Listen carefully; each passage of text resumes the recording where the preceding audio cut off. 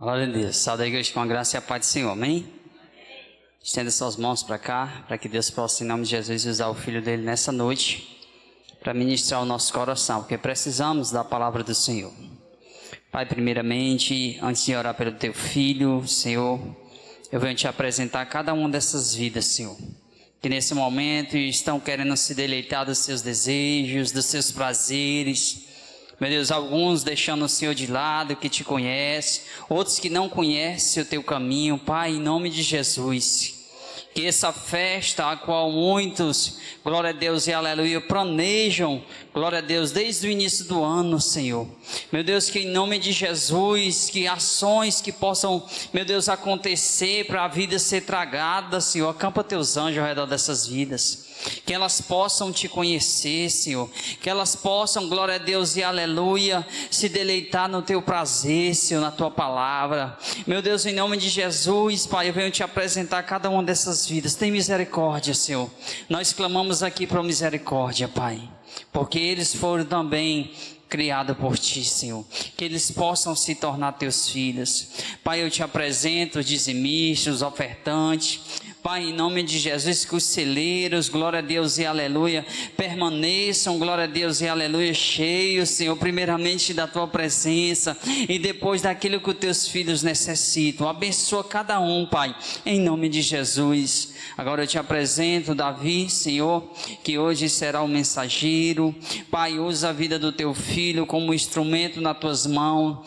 No abrir e fechar dos seus lábios, Senhor, o Senhor venha ministrar, Senhor, o nosso coração, porque todos os dias a tua palavra ela vem se renovando e tu escolhe cada um, Senhor, em nome de Jesus, conforme o teu querer e a tua vontade. Abençoa o teu filho, meu Deus, em nome de Jesus, derrama do teu sangue sobre a vida dele, Senhor, para que nessa noite, glória a Deus e aleluia, através da vida dele, Senhor, possa fluir, Senhor, a tua presença em nossas vidas. Assim eu oro e te agradeço, em nome do Pai, do Filho e em nome do Espírito Santo de Deus. Quem crê, diz amém.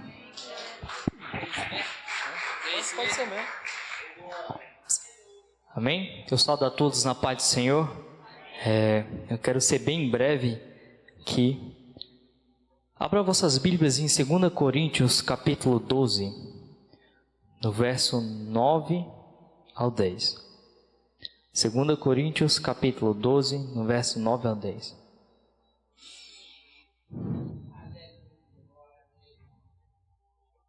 É que abençoado. Pode apertar. Não, aqui. As duas de baixo aí. Oh, glória. Obrigado, pastor. Amém? 2 Coríntios capítulo 12, no verso 9 e 10. E a palavra do Senhor fala assim: E disse-me, a minha graça te basta, porque o meu poder se aperfeiçoa na sua fraqueza. De boa vontade, pois, me gloriarei nas minhas fraquezas, para que em mim habite o poder de Cristo. Verso 10. Pelo que eu sinto prazer nas fraquezas, nas injúrias, nas necessidades, nas perseguições, nas angústias, por amor de Cristo. Porque quando estou fraco, então sou forte. Fecha teus olhos, eu queria orar mais uma vez. Soberano Deus, eterno Pai, muito obrigado por essa oportunidade. Espírito Santo, seja bem-vindo nesse altar. Nos perdoa por nossas falhas, por nossos pecados. Que a tua palavra possa impactar cada pessoa que está aqui. Que não seja eu, mas que seja o Senhor falando através desse altar, Pai. Em nome do Senhor Jesus, ó Pai. Retira todo espírito de distração, ó Pai. Todo espírito que venha roubar as sementes que vão ser semeadas no coração dos teus filhos nessa noite, ó Pai. Em nome do Senhor Jesus, ó Pai. Levanta o que estava caído, Pai. Renova o que está abatido, ó Pai. Em nome do Senhor Jesus. Amém. Glória a Deus. Aleluia. Igreja, eu estou sem meu terno e sem minha gravata hoje, porque o Vaz ali tomou posse. Ele falou que ia ser o novo estilo de vida dele. Eu falei amém, meu irmão. E a palavra de Deus fala em 2 Coríntios capítulo 12. Fala sobre a história de Paulo. É a segunda carta que Paulo escreve e Paulo, para quem não sabe, Paulo ele cresceu em Tarso, aos pés de Gamaliel. E Saulo, na verdade, é o nome hebraico dele. E Paulo já é o nome romano. E Paulo ele cresceu aos pés de um grande filósofo, de um grande teólogo na época, que era chamado Gamaliel. E ali, por crescer aos pés dos melhores, Paulo ele se tornou um fariseu exemplar. Paulo ele dominava a Torá como nunca antes. Paulo ele dominava as escrituras, ele fazia as escrituras a base não só da vida dele, mas tudo aquilo que ia contra as escrituras, Paulo ia lá e usava qualquer um dos meios. E com o passar do tempo, o cristianismo foi crescendo naquela região. E Paulo, ele começou a perseguir os cristãos, porque na mente dele, ele entendia que o que estava se levantando era uma seita, que ia acabar com a religião judaica, ia acabar com a crença dos judeus. E Paulo, ele se levanta como um homem que vai destruir. E é tão interessante a história de Paulo, que Paulo ele começa lá pelo Estevão, em Atos capítulo 5, Estevão é levantado, Atos capítulo 6, Estevão é condenado, Atos capítulo 7, Estevão é morto, só que Paulo na morte de Estevão ele consente, Paulo continua perseguindo os cristãos, só que lá em Atos capítulo 9, Paulo tem um encontro com Jesus. Em Atos capítulo 9, como todo mundo conhece, Paulo está indo em direção a Damasco, indo ao encontro dos maiores líderes da igreja da época, Pedro, os apóstolos de Jesus, e antes de chegar a Damasco, Jesus tem um encontro com Paulo. E naquele momento ele fala: Saulo, Saulo, por que me persegues? E naquele momento Saulo fica cego, e assim começa a história de Paulo, que não é isso que eu vou entrar em detalhes agora. O tema da mensagem de hoje, querido, é desafios de uma vida cristã. Todos nós, dia após dia, jovens, adolescentes, casados, solteiros, nós que somos cristãos passamos por desafios diariamente. E o primeiro desafio, querido, que eu e você enfrentamos quando decidimos trilhar uma vida cristã é chamado renúncia. Paulo, quando escreve o texto, 2 Coríntios capítulo 12, no verso 2, ele fala assim: e disse, a minha graça, ela te basta, porque o meu poder, ele se aperfeiçoa aonde? Na sua fraqueza. E renúncia, querido, é algo pouco pregado, é algo pouco vivido, é algo pouco falado na igreja. Sendo que antes de Paulo falar isso, Jesus já lá em Lucas capítulo 9, quando ele está metendo a pisa, na maneira de falar, na multidão que está ouvindo ele, e Pedro vira para Jesus: Jesus, a tua pregação está muito pesada, cara. Sabe o que Jesus fala? Olha, Pedro, se alguém quer me seguir, se alguém quer vir após mim, o que acontece? Renuncie a si mesmo, tome a sua cruz e siga-me.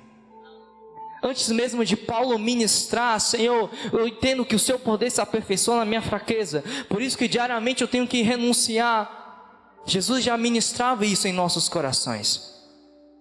E é tão interessante que eu estava pesquisando um significado de renúncia, e a palavra renúncia eu encontrei, de acordo com a Bíblia, o significado que mais me chamou a atenção é esse aqui, abrir mão de algo importante ou de um prazer por causa de Deus. Renúncia nada mais, nada menos, querido, que é abrir mão de algo que mais importa para ti. É abrir mão de algo que mais te dá prazer, na qual você mais sente desejo, por amor a Deus. O irmão Diácono Emerson estava pregando isso numa quinta-feira aqui, sobre ser discípulo de Jesus. E ser discípulo de Jesus, querido, vai pedir de nós diariamente para que nós viemos renunciar a nós mesmos. E é tão interessante que Paulo ele fala aqui na parte a minha graça, ela te basta. A graça de Deus, querido, ela é o amor de Deus, e sim, derramado na sua vida. A graça de Deus, ela se resume no amor incondicional de Deus. E não é porque que você é bom, não é porque você doa tantas cestas básicas, não é porque você é o primeiro a chegar na igreja, não é porque você se veste bem, não é porque você está igual o Cicinho hoje de terno, só falta gravar, não é porque você está todo alinhado, querido, que Deus ele vai te amar mais. E não é porque você peca, faz tudo de errado, está pulando o carnaval agora, que Deus vai te amar menos. O amor de Cristo, ele é incondicional. A palavra do Senhor fala que Deus, ele não faz distinção de pessoas. Davi então está me dizendo que Deus, ele não me ama mais se eu fizer algo bom. E Deus, ele não me ama menos se eu fizer algo ruim. Então está tudo liberado. Eu posso sair daqui para a festa. Não, querido. Quando a gente fala do amor de Deus, a gente fala de agradar. Quando você ama a Deus, você realmente quer agradar. Paulo, ele fala em Romanos capítulo 8, no verso 8, que quem é dominado pela carne não pode agradar a Deus. Paulo continua em Hebreus capítulo 11, verso 6, porque sem fé é impossível agradar a Deus. Então, querido, o que eu quero dizer para você nessa noite, que quando falamos em agradar a Deus, quando falamos em se colocar de prontidão, para não só ouvir e colocar em prática aquilo que Deus tem para mim e para você, uma hora ou outra, eu e você vamos acabar desagradando a nós mesmos. Uma hora ou outra a gente vai querer fazer a vontade de Deus, mas na maioria das vezes a vontade de Deus não é a nossa. E aí que vai acontecer que o que Paulo falou, a gente vai começar a renunciar a nós mesmos. O fato de queremos agradar a Deus faz nós muitas das vezes desagradar a nós mesmos.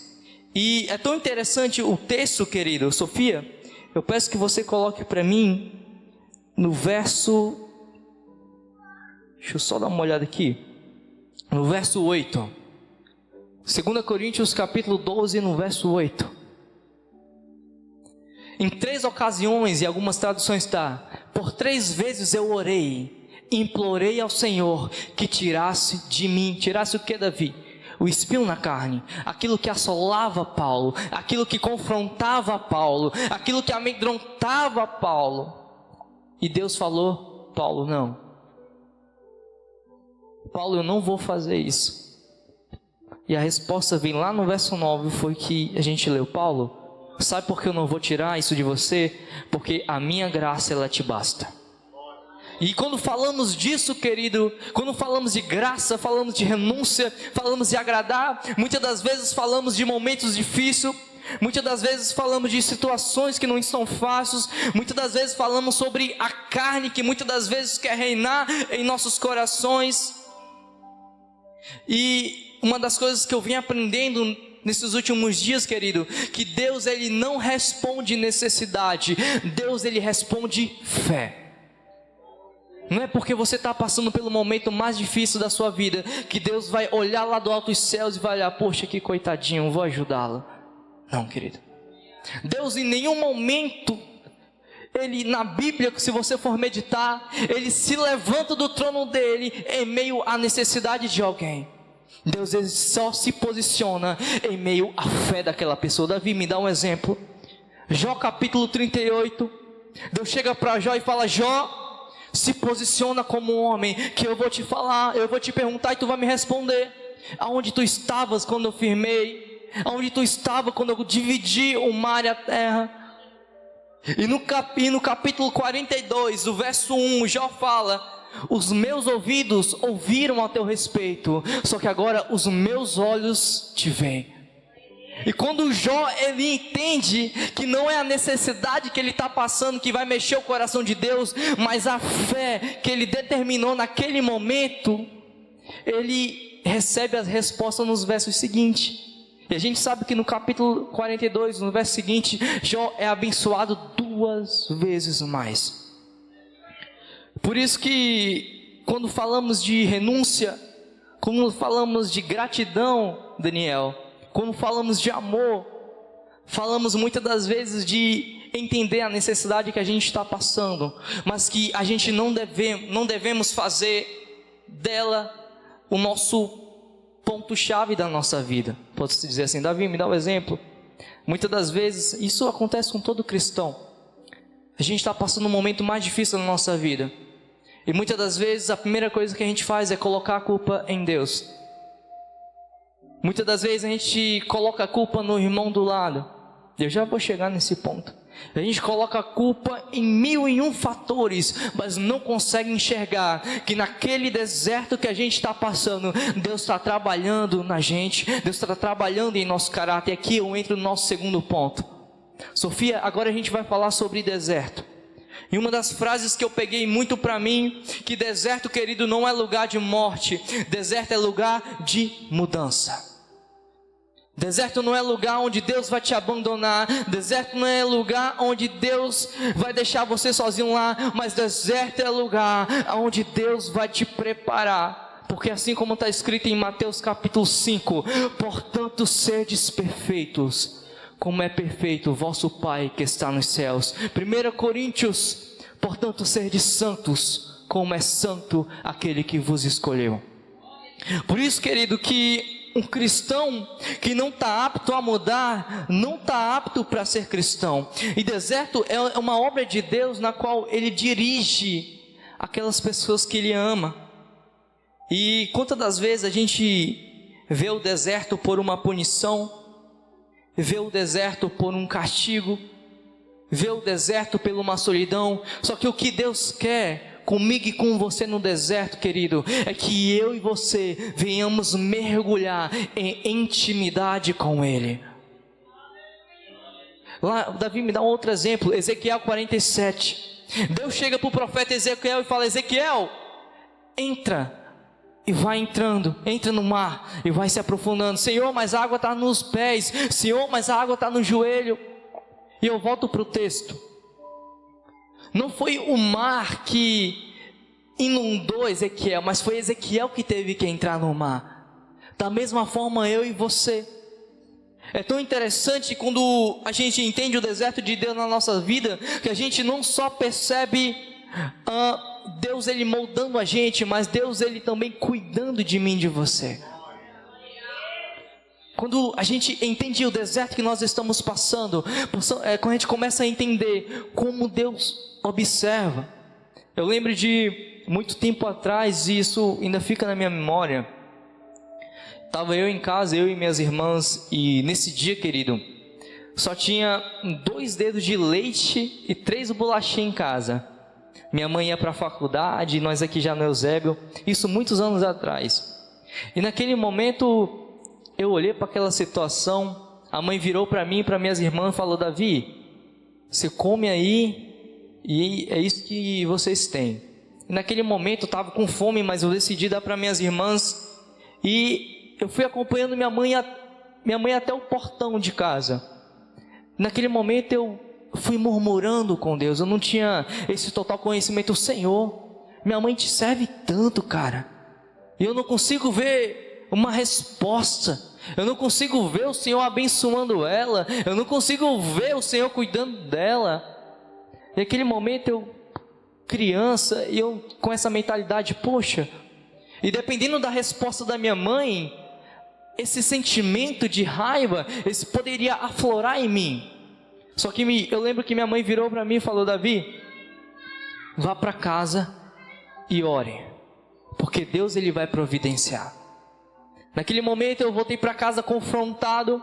Minha mãe foi para a faculdade, e quando ela chegou na faculdade, as amigas da mãe tinham se reunido, porque Deus tinha falado com a professora dela, que era para cada amiga da minha mãe dar uma cesta básica por ela.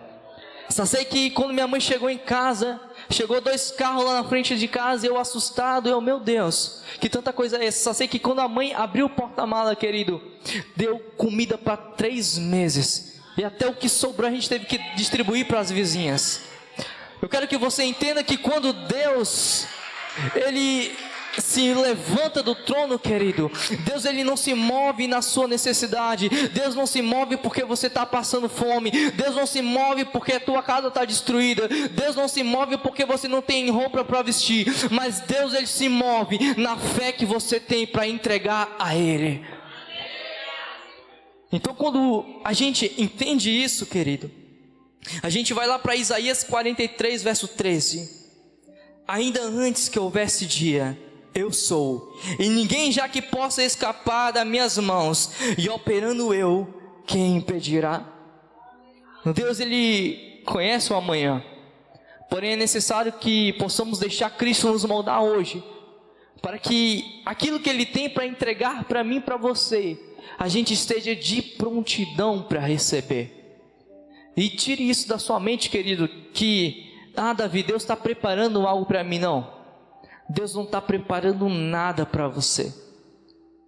Tudo aquilo que tem para você já está de prontidão lá no céu. Davi, o que falta então? Falta você estar pronto para receber aquilo que Deus tem para te entregar.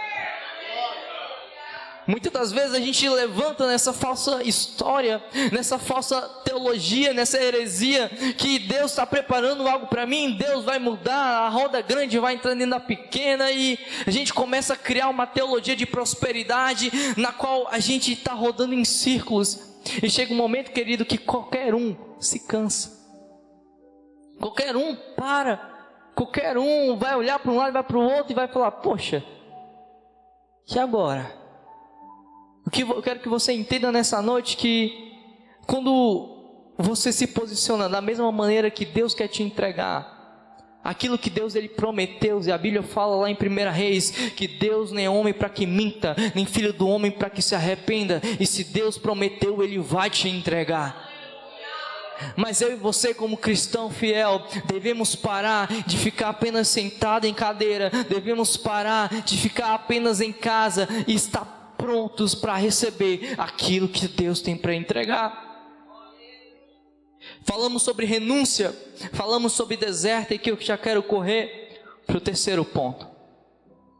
A terceira coisa que nós, muitas das vezes na nossa caminhada cristã, enfrentamos muitos, querido, é os apontamentos. A maioria das pessoas que saem da igreja foi por causa de certas palavras, foi por causa de certos julgamentos, foi por causa de certos apontamentos. Eu lembro que eu estava peguei umas irmãs ali no Uber, e quando eu fui voltando para casa, elas foram comentando a respeito de uma pastora que acabou se estressando com uma das irmãs, e a irmã saiu da igreja bufando. E naquele momento eu entendi, e Deus ele me mostrou o terceiro ponto da mensagem. No verso 7. Sofia, coloca para mim o verso 7, por gentileza. 2 Coríntios capítulo 12. Glória a Deus. Uma coisa eu digo, por serem tão extraordinárias essas experiências, para quem não sabe, Paulo ele subiu até o terceiro céu. Deus impediu que eu me exaltasse, por isso foi-me dado um espinho na minha carne. E existem 3 interpretações desse espinho na carne, que eu não vou entrar em detalhes agora, mas tem na internet para que você possa estudar. O mensageiro de Satanás para me ferir e me atormentar. Em outras traduções está para me confrontar, para me esbofetear, na minha tradução. Na nossa caminhada cristã, querido, estamos sujeitos a apontamentos, sim. Estamos sujeitos a julgamentos, sim. A própria palavra do Senhor fala lá em Hebreus que eu e você estamos rodeados por uma nuvem de testemunhas, que eles vão cobrar 24 horas por dia. Aí eu peço para a Sofia foi embora, Sofia, não acredito não. Sofia, me ajuda aí em Mateus capítulo 5, verso 43. Mas olha o que Jesus fala para mim e para você nessa noite. Não sou eu que estou falando, é a própria palavra de Deus. E a gente vai ler, Sofia, até o verso 48. Há um ditado assim: ame o seu próximo e odeie o seu inimigo. Olha o que Jesus fala, verso 44. Porém eu digo, ame os seus inimigos, orem por aqueles que perseguem vocês. Dessa forma vocês estarão agindo como verdadeiros filhos de seu Pai que está nos céus, porque Ele envia a luz do sol tanto sobre os maus como sobre os bons, e derrama a chuva sobre os justos e sobre os injustos. Sofia, só para aí um pouquinho, volta lá no 45. A palavra do original, filho, aí do grego, significa ruios, que significa filho maduro. Davi, me ajuda a interpretar. Então quer dizer que eu só sou um filho maduro, eu só sou um cristão maduro se eu começo a orar pelo que me persegue, se eu começo a interceder pelas irmãs que me vos maldizem, se eu começo a levantar minhas mãos clamando, não para que Deus venha descer para juízo, mas que Deus possa me ensinar a amá-las, mas que Deus possa me ensinar a saber se posicionar no lugar, e dessa maneira eu me torno um filho maduro. Continua, Sofia. Se vocês amarem apenas aqueles que amam, do que adianta isso? Até mesmo os cobradores de impostos fazem isso. Se vocês forem amigos apenas dos seus amigos, e que são diferentes de qual outro, até mesmo os pagãos ou os gentios fazem isso. Mas vocês devem ser perfeitos, como seu Pai Celestial é perfeito. Querido, a Bíblia todo tempo ela ensina eu e você sobre desafios que vamos enfrentar, mas também sobre como devemos se posicionar nesses desafios. Vou te dar outro exemplo de apontamento. Em Isaías capítulo 5, o profeta Isaías se levanta. Só que o profeta Isaías, querido, ele começa a apontar para o povo. Ai de ti, prostituta, ai de ti, Corazim, ai de ti, você que é sábio aos próprios olhos, ai de ti, tu que fala uma coisa e faz outras, ai de ti não sei o que, ai de ti não sei o que. Só que chega lá no capítulo 6, o profeta Isaías tem um encontro com Deus. Deus ele começa a falar face a face com Isaías. E em vez de Isaías falar ai de ti, ele fala ai de mim, Senhor, que sou impuro de lábios. Ou seja, quando a gente começa a entender que não é sobre os outros, mas é sobre nós, querido, a graça de Deus, ela começa a se aperfeiçoar na nossa fraqueza. A graça de Deus, ela começa a ser plena na minha e na sua vida. Quando a gente começa a entender que nunca foi sobre o que a gente é capaz de fazer, ou sobre o que a gente pode receber, mas é sobre a graça de Deus derramado na minha e na sua vida. Mas é necessário, querido, a renúncia. É necessário a gente entender desertos, Daniel, e é necessário a gente entender certos apontamentos que a gente sofre ao longo do caminho. Muitas das vezes a gente tocando música, eu lembro quando eu comecei a tocar, eu estava até compartilhando com os meninos que eu fiz um desafio para eles na quinta-feira. Eu falei, olha, vocês vão tocar, eu quero que vocês toquem, eu não vou estar presente. E aí eu combinei com o João Paulo, cheguei de surpresa para ver eles tocando. E eu lembro da primeira vez que eu toquei lá em Camusim, uma Assembleia de Deus, estava começando a aprender violão, sabia 2 notas só, ainda mal. O pastor me chama no meio de todo mundo, o irmão Davi vai trazer um louvor aqui. Eu olhei para aquela situação, meu Deus, o que eu vou fazer com aquele violão? Não sei nem tocar. Naquele momento eu toquei 2 notas, saiu horrível. Para quem é músico saiu horrível, qualquer pessoa que está ali saiu horrível. Só que naquele dia eu entendi, sim, o que eu precisava diariamente melhorar. Porque se Deus ele quisesse me usar através do violão, eu precisava me aprimorar naquilo. Eu precisava me dedicar naquilo. Paulo fala isso em 1 Coríntios capítulo 14. Sofia me ajuda, espero não passar vergonha. 14 no verso 1. Deixa eu ver. Que o amor seja o maior alvo de vocês. Contudo, peçam também os dons espirituais, particularmente o dom de profecia, porque essa é a nova tradução. Mas se você for na tradução mais antiga, vai falar assim, buscai com zelo todos os dons, inclusive o de profecia. E a palavra zelo, do original, querido, significa ardente dedicação. Quando nós se dedicamos na obra de Deus, Deus ele começa a derramar na minha e na sua vida. Quando eu e você se dedicamos na obra de Deus, Deus ele começa a derramar graça na minha e na sua vida. Só que aí vem outro texto que Jesus fala: a quem muito é dado, muito é cobrado, e a quem muito é entregue, muito é pedido também. Por isso que quanto mais for entregue para você, mais também vai ser cobrado. E lá no juízo final, Deus vai cobrar de você. Deus ele vai virar para cada um e vai falar: olha, é aquilo que eu te entreguei, é aquele dom que eu te entreguei. Então, Que a gente possa entender que a graça de Deus, querido, que a graça de Deus e o poder dele é entender que o que Deus tem para fulano e o que Deus tem para cicrano é diferente do que Deus tem para mim e para você. Só que muitas das vezes a gente olha para o altar ou olha para outras pessoas e a nossa perspectiva humana falha, fraca, começa a olhar para o homem. E num certo caminhar da nossa vida, a gente vê que aquele homem é falho, a gente vê que a gente não consegue chegar no mesmo nível que aquele homem, e a gente começa a se frustrar. Mas quando eu e você começa a colocar em prática o que está escrito lá em Colossenses capítulo 3, no verso 1, e aqueles que já ressuscitaram com Cristo, buscai as coisas que são do alto, dos que são de cima, a nossa perspectiva começa a estar nos céus.